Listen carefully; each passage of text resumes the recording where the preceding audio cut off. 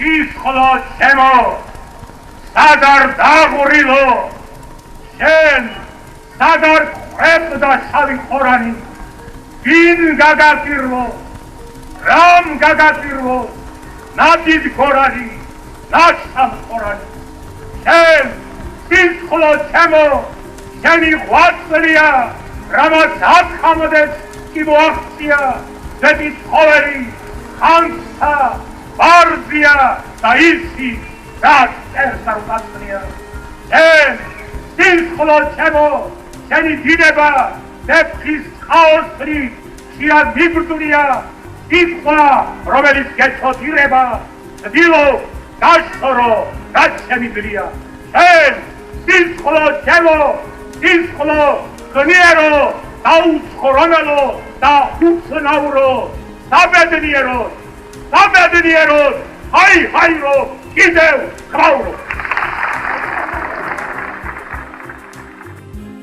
ერის გვისმეშ ჩემ მტერია ზოგი ქვეყნის მტერია და ახლა რო არ მისვენდეს გავა დრო გავა ეს იწერება იღებენ ამას მომავალი მოისმენს მე რასაც ლაპარაკობ მე არასოდეს ჩემი უბედურება ის არის რომ არასოდეს მარტო არა ვარ ყოველთვის გონია რომ მომავალი მომჩერებია და წარსული მომჩერებია აი ორი თვალი წარსული და მომჩერებია ილია საბა მომავლიდან მომჩერებია ის რომელიც სახელიც არ ვიცი მაგრამ ორივე წინაშე მინდა მართალი იყო ამ ორ ცეცხლშუა ჩემი რაჭკუაში ჩავარდი მასაკეთ გზნობ თავს ამ ორ ცეცხლშუა და მე ყოველთვის ვერ ვახერხებ ბატონებო რომ ის თქვა რაც არის საჭირო და ისე მოიქცე როგორც არის საჭირო მაგრამ ვცდილობ მე რაც შემიძლია ვცდილობ რომ მოიქცე ისე როგორც ჩემ ქვეყანას სჭირდება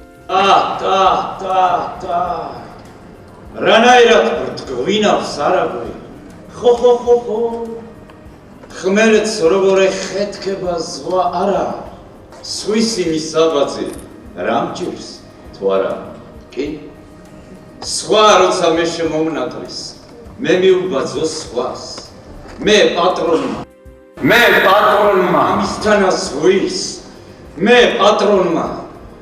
პატრონმა ამისთანაც cis თუ ღმერთი გწამს თუ კაცი ხარ სხვას მივბაძო ვის რა გინდა რომ აქ არ იყოს ენა იტყვის რას სიტყვა გინდა მარტო წვიმას აქვს სახელი ცხრა მე შენ გეტყვი არ გეყოფა სიტყვის მარაგი არა სხვისი მისაბაძი რამ ჭირს თუ არა კი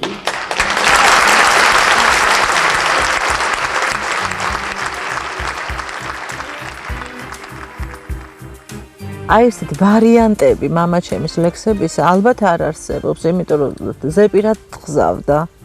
მე რო პატარა ვიყავი, მეგონა რომ ყველა პოეტი ესე წერდა. მე ფილოლოგი გავხდი და ახლა ვნახე ხელნაწერები ილიასი აგაგესი ამისი და არის ვარიანტები, ხო? მამაჩემი ესე იგი დადიოდა და ესე ხმამაღლა კითხულობდა ერთხელ იტყოდა მეორედ მესამედ აი სულ ზეპირად 4-5 დღის განმავლობაში და მე მგონი ბოლო ვარიანტი გადაქონდა ხოლმე ფურცელზე მე-20 საუკუნის ქართულ მწერლობაში ქართული ენა საქართველოს ალბათ არავის არ უხსენებია თავის შემოქმედებაში იმდენჯერ რამდენჯერაც ეს მუხრანმა ჯავარიანმა ახსენა ქართულ ენას მან 1 და 2 კი არა 1000 ლექსი მიუძღვნა და ჩანაწერები აქვს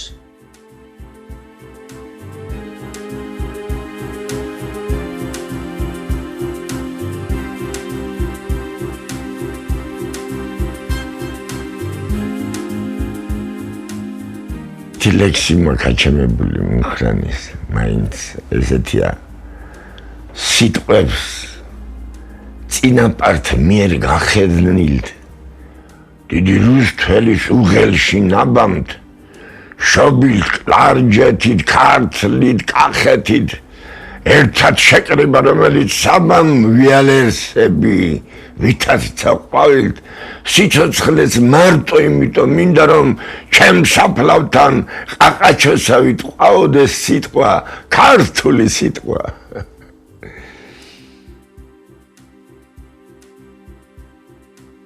მუხრანმა საოცარი პოეტური განმარტება დაგვიტოვა და შემოგთავაზა.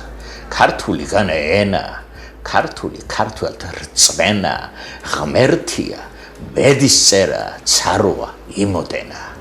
ერთხელ წერს ასეთ რაღაცას, რომ საფრანგეთში ვიყავიო, ვერსალის წინ ვდგავაროთ. მოვიხედე, აგერ არ არის ჩემი იზვარა და ჩემი ლაშურო, მდინარეებია იქ საჩხერეში. ჩემი კაკლის ხე, ჩემი სახლი აგერ საჩხერეში რომ მაქვს. შევხედე და დავკარი ფეხი მიწაზე და უთხარი, დამეკარგეთ აქედანო. არაო, მითხრესო, სადაც შენ იქნები, ჩვენც იქ უნდა ვიყო და მოვიარე, მთელი ევროპაო და ჩემს გვერდით იარეს, ჩემმა ლაშურამ, ჩემმა იზვირამ, ჩემმა კაკლის ხემ და ასე შემდეგ.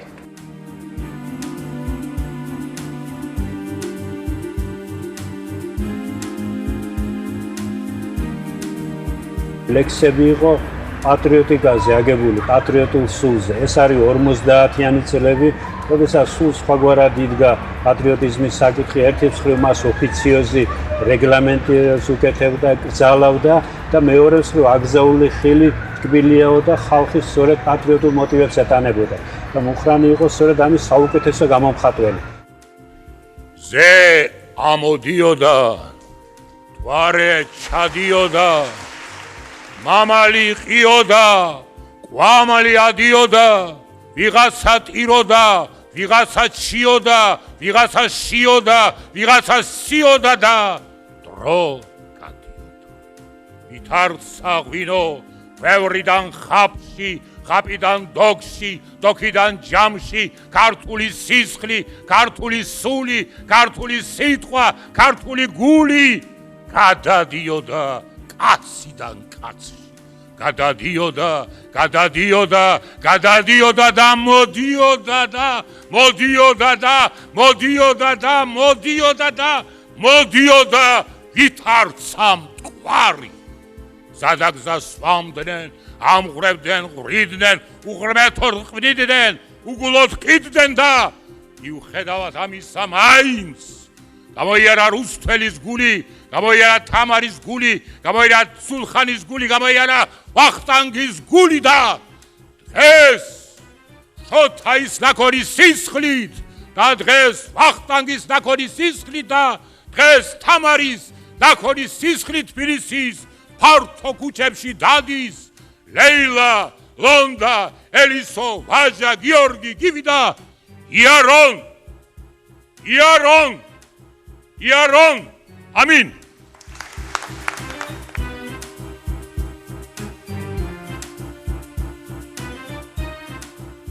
მუხრან მაჭავარიანმა პატრიოტიკას შესძინა თავგანწირვის მოტივი, ქვეყნისათვის თავდადების მოტივი, თორემ ისე ახლა ლამაზი სერები, მთაგორები, მდინარეები, ისტორიული ძეგლები ყველას უყვარს, მაგრამ აი ქვეყნისთვის თავგანწირვა და თავდადება არის სხვა რამ.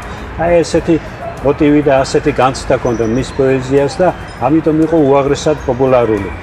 და გარდა ამისა, მუხრან მაჭავარიანმა შემოიტანა ქართულ პოეზიაში უფრო სასაუბრო და ყოფითი ინტონაციები.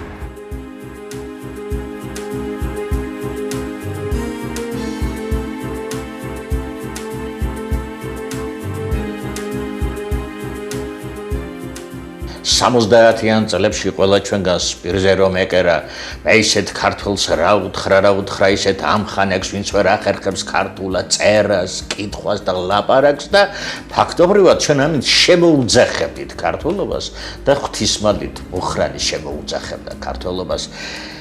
ასეთი შთამბეჭდარი, ასეთი ორიგინალური დამოკიდებულება სიტყვისადმი, გამოთქმა ქართული სიტყვისა მუხრანს რომ მქონდა, მე მეორე არ მეგულება.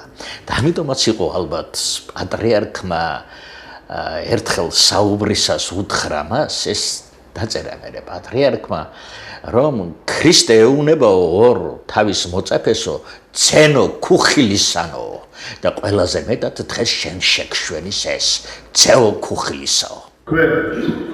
თქვენი ერთგულებით მამულისადმი ზანდებოდით და ზანდებით ერთგული ღვთისა. აქ ითქვა და მე არ შემიძლია არ გავიმეორო, რომ თქვენი სიტყვა არის სიტყვა წინასწარ მეტყველური არის სიტყვა მამულის დამცველი გამაჯანსაღებელი ასეთი იყო ჭეშმარიტად საქართველოსთვის დიდი ილია დიდი აკაკი და სიტყვა ილიასი ერის წყლული მაჩნდეს წყლულად ეს არის თქვენი ცხოვრება ეს არის თქვენი შემოქმედება საბა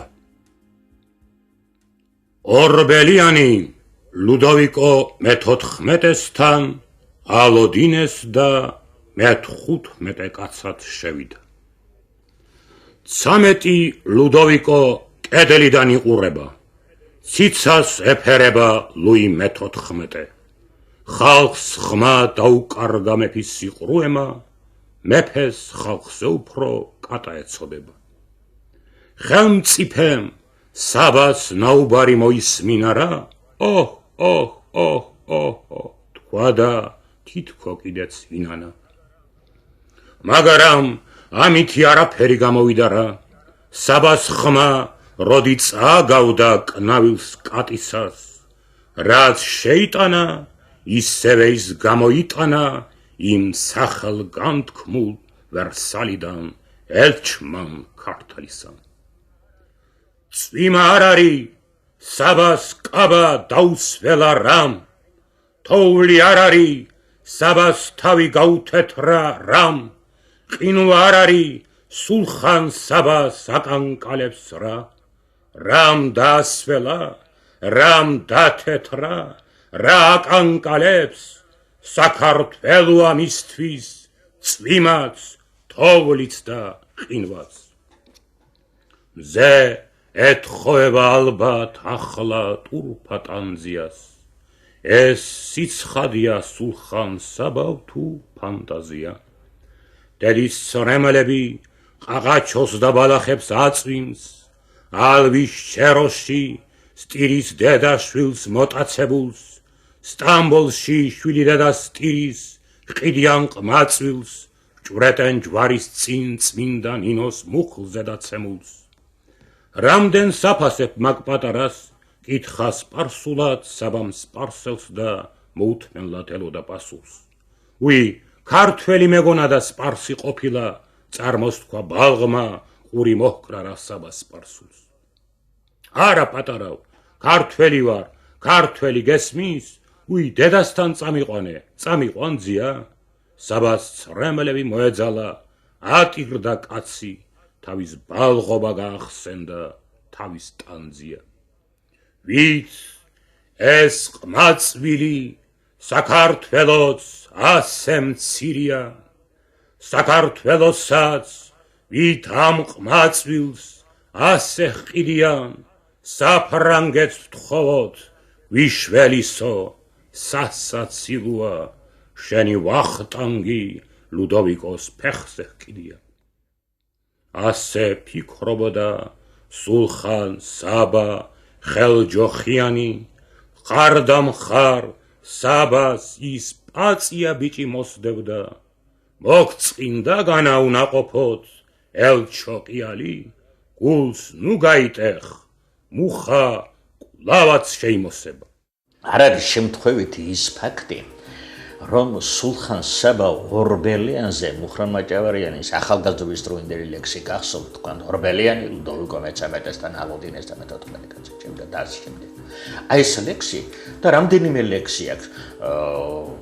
ორი ცრემლიდან საქართველოს გახურებს საბა და ასე შემდეგ და სხვა საბასადმი დამოკიდებულებაც მუხრან მაჭავარიანისა ეს ქართული ენისადმი დამოკიდებულებიდან მომდინარეობს იმიტომ რომ მუხრანს ერთგან უწერია რომ ყველაზე საყვარელი წიგნი ჩემი რომელსაც ძალიან ხშირად ვკითხულობ სულხან საბას ლექსიკონია და საოცარი რამ უწერია კიდე იცით ეხლა ლექსიკონში შეგხვდებათ ისეთი სიტყვა სულხან საბას და რომელიც დღეს ცოცხალი აღარ არის მუხრან მაჭავარიანი ამას განიცდის გლოვობს აქვს ერთი ასეთი ჩანაწერი აი უყურებ და სიტყვაც მიყურებს, მივჩერები ვარ და იგის მომჩერებია, ასე გარდაცვლილ სიტყვებს და აი ეს გულს უგლებს, დგივა ეს ყველაფერი მუხრანმა. თუ მუხრანი იყო გატაცებით ლექსიკოლოგი, რომ მეცნიერება მისთვის არ იყო ხილი, უცხო ხილი. იგი თავგამოდებით წლების მანძილზე დადიოდა ხელნაწერთა ინსტიტუტში და ლექსიკოლოგიურ საქმიანობას ატარებდა. განსაკუთრებით მისი კვლევის სფერო იყო მას სულხან-საბას ლექსიკონი და ის ლიტერატურული მასალაც, რომელშიც ქართველ წმინდანთა ცხოვრებანიც იყო მოთავსებული და არა ქართველთა ცხოვრებებიც იყო წარმოდგენილი. მან სხვათა შორის ეს თავისი ლექსიკონი როდესაც დაამთავრა, დაბეჭდა თავისავე ჟურნალში, საუნჯე ერქვა ჟურნალს, ავტოგრაფის სახით დაბეჭდა, მას სტამბურად არ დაუბეჭდავს ეს. შენი მიწავ ჩემო, ვინც კი იციზე გემო, როგორ დავიჯერო თავს არ შემოგევლოს. იმერეთო ქვემო, იმერეთო ზემო, სიყვარულო ჩემო, სიხარულო ჩემო, ძამა გურულებო, ჯიმა სამეგრელო, ძმაო ქართკახეთო, მესხედი ჯავახეთო, მარდის ჩვენის ეშხი, კერსად ჩავახეთო თოღოლ, ჩვენ საქმეში ნაკლებ ჩავახეთო. დიდგორისა ველო, ახლა ცრემლის მგვრელო, კრტანისისა ველო, დღესაც გულის მკვლელო, რაღა გავაგრძელო, თელო საქართველო, სასოებავ ჩემო, რა ვქნა, რა გიშვენ. მე ძალიან პატარა ვიყავი 6 წლამდე, მახსოვს რომ უნივერსიტეტში წაიკითხა გარკვეული ლექსები და მე ამ ლექსების გამო რბილად რომ ვთქვათ, ესე იგი გაანთავისუფლეს სამსახურიდან და ჭალებში მივლინებით გაუშვეს ბულგარეთში, სადაც შემდეგ მოიძია ბულგარელი პოეტების ლექსები და ამის შედეგად გააკეთა ანთოლოგია ბულგარული პოეზიის. ლიტერატურული ელჩია. უბრალოდ დედმა გადაგენა რომ ასეთი შესანიშნავი პოეტი თარგმნის ბულგარულ პოეზიას. ერთი ისეთი დღის მოსწრება რა გახდა მართლა, გარშემო კარგზე ლაპარაკი რომ იყოს მხოლოდ და საქმე რამე რომ დაიწყოს ვინც გინდა კაცმა, კეთილი კონდეს საქმეს მისას თავი და ბოლო.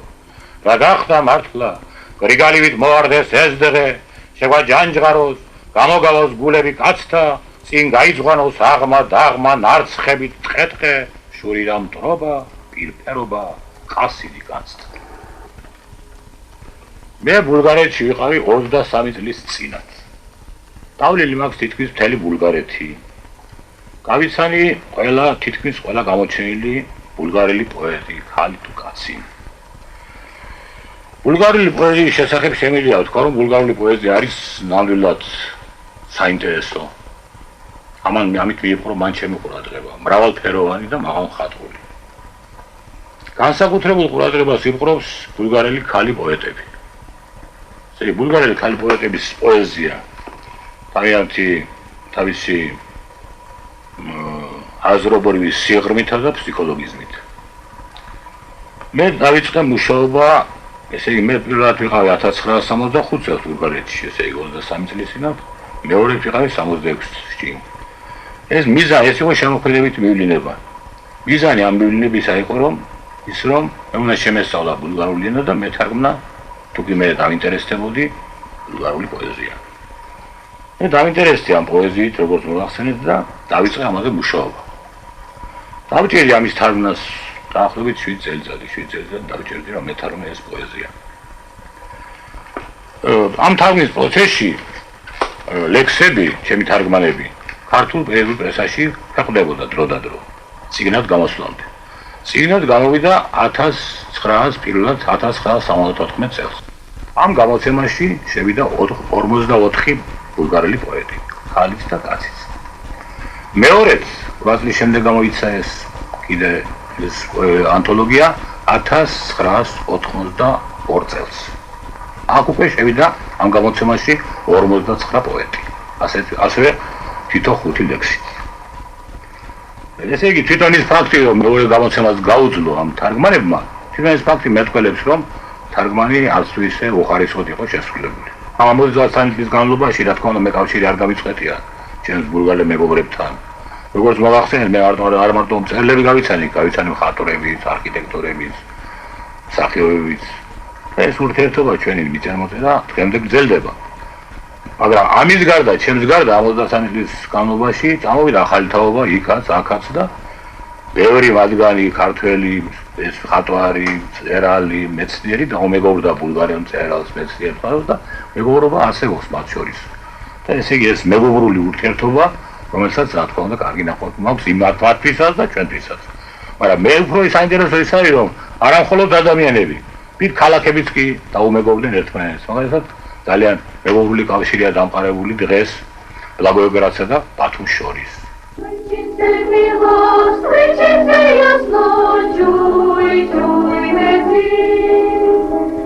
ეს კადრები ბათუმშია გადაღებული. აჭარის სიმღერისა და ცეკვის სახელმწიფო ანსამბლი ასრულებს სიმღერას ბათუმელი და ბლაგოევგრადელი მშრომელების მეგობრობაზე.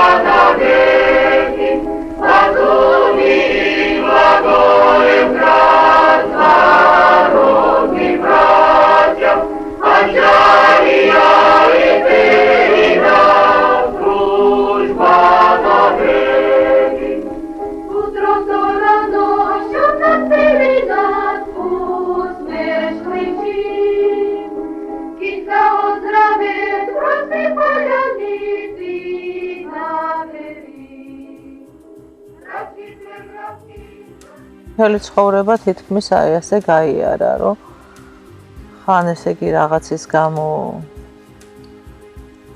თავრობას არ მოსწონდა მისი მოღვაწეობა და ჩრდილში იყო, ხან თითქოს წამოიწევდა წინ რაღაცა პერიოდში მისი იდეები. ერთხელ მახსოვს საყმაწვილო კალენდარი დაბეჭდა, მთიები ერქვა იმ კალენდარს, ხო და დაუჭრეს თითქმის მთელი ტირაჟი. რამდენიმე ცალი გვაქვს გადარჩენილი, არც ვიცი გვაქვს თუ არა კიდე. იმის გამო რომ ესე იგი არსენა მარაბდელის მკვლელად ასახელებდა როგორც არის სინამდვილეში კუჭატნელს კი არა, ვინმე რუსი როგორ შეიძლებოდა არსენას მკვლელი ყოფილიყო. ანუ იმან მოიწია ჩვეულებრივი წყაროები და დაბეჭდა. და მეორე იყო წმინდა ნინოს სურათი იყო მთელ მასე რა ქვია მთელ ფურცელზე ამ წიგნში და ესეც რომ აი წმინდა ნინოს სურათი რატო იყო ამ წიგნში საქართველო ჩემო დიდედაო და შენმა სახილმა მომკლა შუადღია თუ დღეო ბიჭო არ შემარცხვინო ბიჭო არ შემარცხვინო მოუკვდები უბიჭებოდ ე ბიჭო ივარგე საქართველო ჩემო დიდედაო და შვილო თუ ვერ ჩავატან გემოს შენ საჰაერსა და ღვინოს თუ ვერ ჩავატან გემოს შენ საჰაერსა და ღვინოს ღმერთმა შენც ეგარწყვინოს და შენი შავი ღვინოს გეხუმრე არ გეწყინოს საქართველო ჩემო დიდედაო და შვილო შენი კეთილი გული ნუ მომიშალოს ღმერთმა ბიჭო არ ბიჭო, არ შემარცხვინო კლავაც, მრავალჯერ გეთქვას და გეთქვას. იყო ზვიად გამსახურდიას თანამებრძოლი. ალბათ ბევრმა არ იცის, რომ ზვიად იყო მისი ნათლია. ნუ ჯერ კონსტანტინე გამსახურდიასთან მეგობრობდა, უმცროსი მეგობარიო ასე ეძახდა კონსტანტინე გამსახურდიამ თურმე მამას და შემდეგ დაუახლოვდა ზვიადს. ერთად მიიღეს მონაწილეობა იმ მრგვალი მაგიდის არჩევნებში. და ყველაზე დიდი ალბათ სიხარული მის ცხოვრებაში ეს იყო, რომ საქართველოს დამოუკიდებლობის აქტი შედგა და ერთ-ერთი ხელმომწერი ამ აქტზე იყო თვითონ. აი ამ სახელმწიფო გადატრიალების მერე უკვე წავიდა ისეთი რეპრესიები, რომ აი თქვათ სახლს დაუშინეს, ვაკეში სახლს დაუშინეს ავტომატები, და აი დღემდე ეტყობა ავტომატების დანაცხრილი. ნუ ეხა მე-6 სართულზე ცხოვრობდა მამა და იქამდე ვერ აღწიეს, მაგრამ ყურთოში ფაქტი ასეთი იყო. და ნუ ეხა ყოველთ უსახსროთ და ყველანაირად მე მწერალთა კავშირი დატოვა დემონსტრატიულად იმ პერიოდისთვის იყო მწერალთა კავშირის თავმჯდომარე. ხო, მე იყო ესეთი მომენტი, რომ საკმაოდ ცუდად ექცეოდნენ აი ეს თავისი ყოფილი მეგობრები, აკრიტიკებდნენ ამ თავისი პოზიციის გამო, ბევრმა დაკარგა. როდესაც პოლიტიკიდან წავიდა და თავის მამის სოფელში გადავიდა საცხოვრებლად. დიდხანს იყო ხოლმე იქ საჩხერეში, დიდხანს ასული. გარკვეულად გარიდებული იყო იმ ლიტერატურული იქნებოდა თუ პოლიტიკური ცხოვრების ასე ვთქვათ დინარებისაგან, რომელიც ამ პერიოდში ჩვენს ქვეყანაში ჭარბად იყო. აი ამ წლებში დაწერილი ლექსებით არის დაკომპლექტებული და ეს ლექსი არის, ეს წიგნი არის მეწამული, აი სისხლის ფერია თითქოს სიმბოლურად. არამც ქვია ამ წიგნს. აი ეს წიგნი თითქოს აი შეიცავს მთელი მგულის ტკივილს, რაც იმ თავისი სამშობლოს დამხობის შემდეგ ჰქონდა მამაჩემს. ძალიან განიცდიდა, რომ ესე იგი ეს პატარა გარიჟრაჟი თავისი ქვეყნისა, რომელსაც თვითონ მოესწრო და რომელსაც ხელი მოაწერა, ესე დაემხო. და აი ამას ძალიან განიცდიდა. ნუ რა თქმა უნდა, ხა მომავლის იმედს არ კარგავდა, ყველა ქრისტიანს აქვს მომავლის იმედი და იმ წიგნში ჩანს აი ეს მთელი ტკივილი, რაც მან განიცადა აი იმ წლების განმავლობაში. საუკეთესო პერიოდი მე არც მახსენდება, რაც ჩემი თავი მახსოვს სულიერ ბრძოლებში და მთავრობასთან ჭიდილში იყო. ჭეშმარიტ შემოქმედის მოსაწონი მთავრობა არც არასოდეს არ არის ხო. ერთხელ იყო ეს დამოუკიდებლობის აქტი და საქართველოს პირველი უზენაესი საბჭო და აი ეს შეიძლება გამონათებად და პატარა სიზმრად იყო მის ცხოვრებაში. ვინც აიღებს კალამს ხელში, ალბათ ყოველთვის და ყველასთვის სანიმუშო უნდა იყოს, თუ როგორ უნდა იცხოვროს პოეტმა ხელოვნებისათვის, ხალხისა და ქვეყნისათვის. და ამ თვალსაზრისით ჩემთვისაც და ალბათ ყველა ქართველისთვის სანიმუშო დარჩება ბატონი მუხრან მაჭავარიანი. არ მაკლდია. დღემდე მე არ მაკლა სიყვარული და პატივისცემა, ამას არ ვტრაბა ხოლმე. ძალიან მიხარია რომ დღეს ვარ მე ჩემს საყვარელ ბათუმში. ბათუმი არის ჩემი უსაყვარლი იყო და არის და იქნება ჩემი უსაყვარლესი ქალაქი. ასე იყო ეს ყოველთვის. ჩემი უსაყვარლესი მხარე საქართველოსი. აჭარა. ეს იციან ჩემო ძველმეგობრებმა აქ არის ზოგიერთი. მე 20 წლის ბიჭი ვიყავი როცა მთელი აჭარა გავიარე. ჩემო მუხრა 80 წელი თქვენ მე 60 წლის ჩვენი ნაცნობობის მეგობრობის იუბილეს ვიხდი ჩემს გუნდში. 60 წელიწადია ძმები და მეგობრები და პირველად რომ გადაგეხვიე მახსოვს 1959 წელი და მოვედი ახლა 84 წლისა ვარ მე დღეს და თქვენ ახალგაზრდა ხართ. ესა ყველა ჩვენგანს გვაქვს ჩვენი კუთხე, ჩვენი საიდანაც მოვდივართ ამ საქართველოში. ეს საქართველოა ჩვენი, მაგრამ საიდანაც დავინახეთ პირველად, საიდანაც აღვიქვით, საიდანაც ვიგრძნეთ სიტყვოება ქართული სიტყვისა. ეს საჩხერია მუხრანისათვის. არ გვექით, არა, არ გვეთავარობს ერთგან. და მე საოცრად ლამაზად 1 წლის ყოფილა ბატონი მუხრანი თბილისში რო ჩამოვუვალიათ. და ყოველ ზაფხულს მე არ გვეთი ჩამოდიოდა თბილისში და სევდანარევი ნეტარებით ვტოვებდი თბილისში. და მივყავდი ზაფხული ჩამოდიოდა თბილისში და სევდანარევი ნეტარებით ვტოვებდი თბილისში. და აი ესე იგი ასე იყო მთელი ჩემი ცხოვრების მანძილზეო, რომ ზაფხული ყოველთვის ჩამოდიოდა მუხრანის დასაყვანად, ასე იყო ადრეც, ახლა უკვე ცოლით, შვილით, სიძით, შვილთაშვილებით ერთად მივდივართ და პირველი ზაფხული იყო წელს, როცა ზაფხულმა ვეღარ ჩაიყვანა მუხრან მაჭავარიანი საჩხერეში.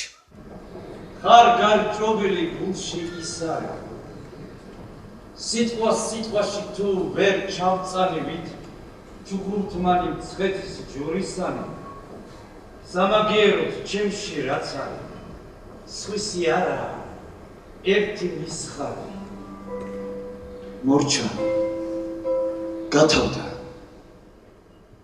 მე განზე ვრჩები ვინიცობა მწედ მექმნა ღმერთი და თუ ოდესმე გონება ჩემი მნიშვნელოვანი რამ გახდა შენთვის ხომ კარგი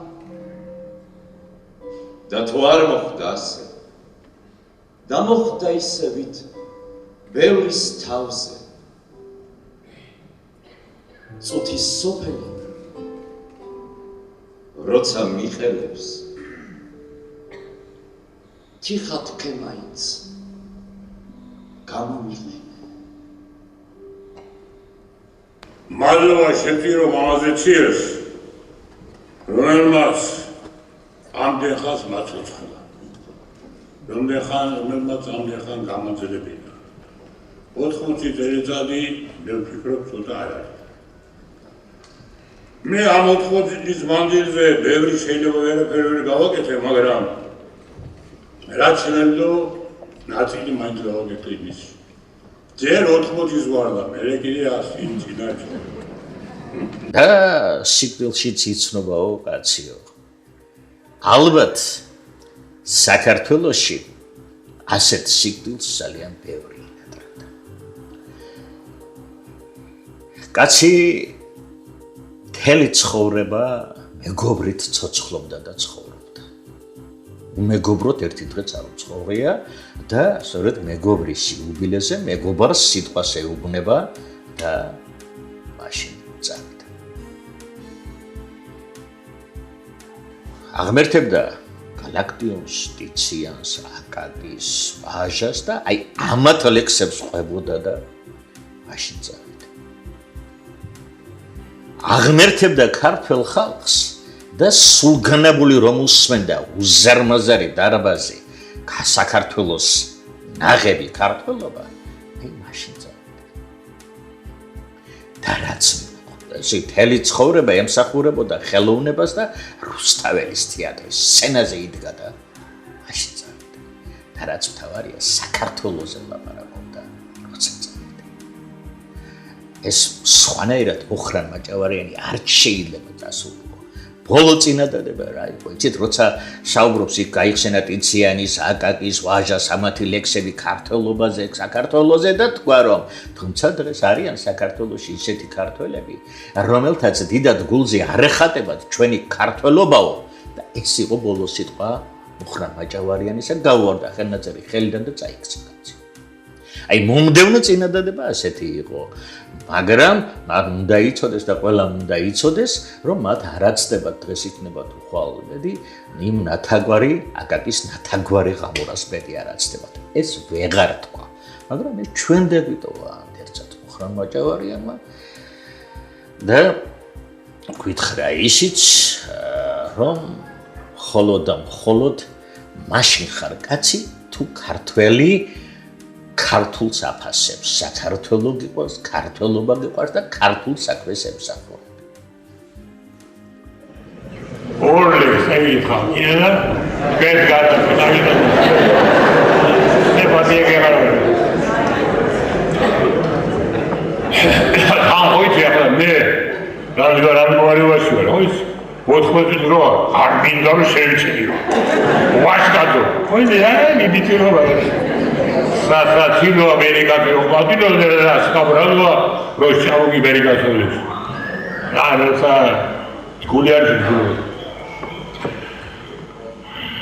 Andu Caparo di Parito Sarno Sasano Agrakovan Tabanovanis Ando Tatano Vidos Eseo Todegant Kalo Melano Vajas Archivo Shotas Dekho Tatos Merano Zipo Enduro Alazano Twaro Ioro აგერ ახლა გარდაცვლილო გალადტიონო ჰინძმარავლო ტიბანო ღინო კახურო გამოსროლილო ხელსურეთი ლექსო ხალხურო დიდო კოლხეთო დიდო ქართლო დიდო შამქორო ვერ გამაგუნონ ვერ გამძალონ თუნდაც შამქოლონ ვერ შეაჩერებ ვერაფერი სიტყვას გაბედულს დები მასკია ფენდრი ხოლო ფენდრი რამეს